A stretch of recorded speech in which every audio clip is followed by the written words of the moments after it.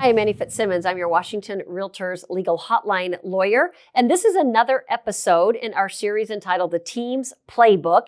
And in this conversation, we are going to be talking about compensation. So once again, grateful to be joined by Charlie Floberg. Hi, I'm Charlie Floberg with Hawkins-Poe. I am branch manager and managing broker. And Jen Hawkins. Hi, I'm Jen Hawkins, also with Hawkins-Poe, and I am a team lead of 15 years and also branch manager. So, Charlie, I want to start with you. Okay. The mechanics of the firm paying brokers. Mm-hmm. All right. Compensation is earned by the firm, right? Compensation based on our license law. A broker licensed to a firm does not earn compensation directly. Right. Only indirectly. The entity that earns compensation is? Hawkins-Poe, the firm. The firm. Yeah, that's right. And so a question that I get often is, can I, as a broker, receive compensation directly from Escrow? Do you ever have brokers who want to receive compensation directly from Escrow? We don't, but I've heard of it and it can be done. How would you do that? Well, it can be essentially paid directly to Hawkins-Poe. I've heard of other firms that do this where one check goes to that broker and another check goes to the firm, which can be done as long as it's understood that essentially that broker will still be taxed, or essentially the income has been earned by that broker and it will be all of their income. Yeah, and in order for the firm to be able to, in order for Escrow to be able to cut a check directly to one of your brokers, the designated broker has to instruct Escrow on that specific transaction. You can cut a check in this amount to this specific broker. Yes, on each individual transaction. Yeah, exactly. And your point is really good. The firm is still going to be taxed on, if it was a $10,000 commission and you cut a check to a broker for $3,000, the firm is still going to be taxed on that $10,000, right? Right. Okay. Very important concept.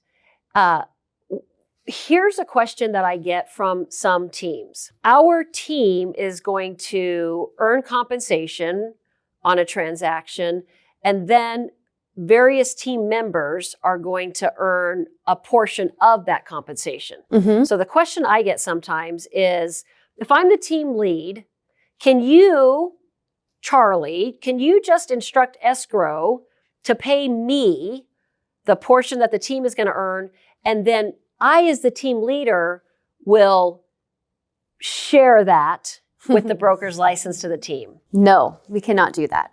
The brokers each individually have to be paid by their firm and their firm alone, or Escrow, essentially, if the designated broker gives that instruction. But otherwise, the firm needs to pay each of those individual brokers. Yeah. This is basic license law. The license law allows only a firm to receive compensation from a consumer. Right. And the firm can then share compensation with brokers who are licensed to the firm or with other licensed firms, right? Right. But at no point can one broker pay compensation to another broker for the provision of real estate brokerage services. Mm-hmm.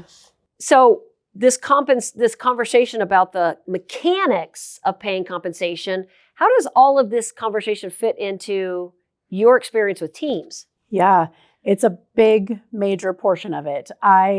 In my experience, this is why a majority of teams dissolve, because there isn't enough conversation about compensation. So as we all know, in the real estate industry, there's 10 million different scenarios as to how someone might get paid or how a split might take place. Or if, for example, I go to Europe for 2 weeks, and then while I'm in Europe, my partner takes my buyer out, shows her a house, writes up the contract, gets it closed. I come home and I get paid the chunk of the change. That is something that needs to be discussed and put onto your team contract in the very beginning, because you need to be okay with it. You need to know that that scenario might happen. And that's why you're on a team, is to help each other out in different scenarios. And you need to be understanding with each of those scenarios that happen. And that's why our team, for example, we readdress our contracts every 6 months, because as we know, sometimes a broker might be a heavy personality and they start doing a majority of the work, and another broker on the team is making the same amount of a cut, and it's starting to not feel good for broker A. And so when we address each team member's contract, we can look at that exact thing. And each person can come out and say, well, I feel that I'm doing X, Y, and Z, or I feel that this person's not doing X, Y, and Z. And we can make adjustments in that contract at that time, because at the end of the day, it's all about compensation. And we want to make sure that everybody's feeling fulfilled and feeling that they're getting their portion and they're being taken care of by the team. Yeah, that's huge. So, Huge. so you have this conversation every 6 months? Yes. The Wow. conversations get shorter as we go on, but in the very beginning, yeah, it's an hour-long conversation to make sure that everybody's feeling good and taken care of and getting their piece of the pie. So you not only have the conversation every 6 months, but you are genuinely willing, and the other team members are also genuinely willing to modify the terms of agreement in order to resolve whatever concerns might be out there regarding compensation. 100%. Yeah. Okay.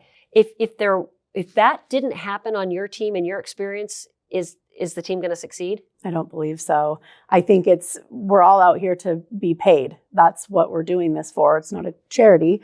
And I think that if someone is doing a majority of the work and not getting paid a majority of the income or the compensation, it's not going to work. Charlie, do you think it's important at the firm management level for firm management to be aware of these ongoing conversations regarding compensation and the compensation structure? Yeah, absolutely. And if there's any kind of revision to their agreement that they're changing, then I think it's important that the firm has a copy of that. It's certainly not a requirement, but it's something that we as a firm have as a policy, is that we then receive an updated contract if they're going to be revising it. Yeah, because this all fits together. So the firm, you have to understand the compensation structure based on what you said earlier, because the compensation is going to be paid to the firm. You've got to be able to know how much of that compensation goes to the team leader, how much of it goes to the team members. And if there's a dispute, ultimately, whose authority is it to figure out who's getting paid what? Exactly. The firms, right, because everything lies with the firm, essentially. I also, as I mentioned in a previous episode, when both of my team members joined me, they had far less experience than they do now. So the compensation split was different because I was doing a majority of the mentoring, teaching, guiding. And as they've gotten more and more experienced, we have made adjustments to the amount of compensation that they're earning because of their skill level. Which then allows the team to continue to grow and flourish. 100%. That makes all the sense in the world. If you have questions on this topic or any other, please ask a question by visiting warealtor.org, following the links to the legal hotline. Thank you for being a Washington Realtors member.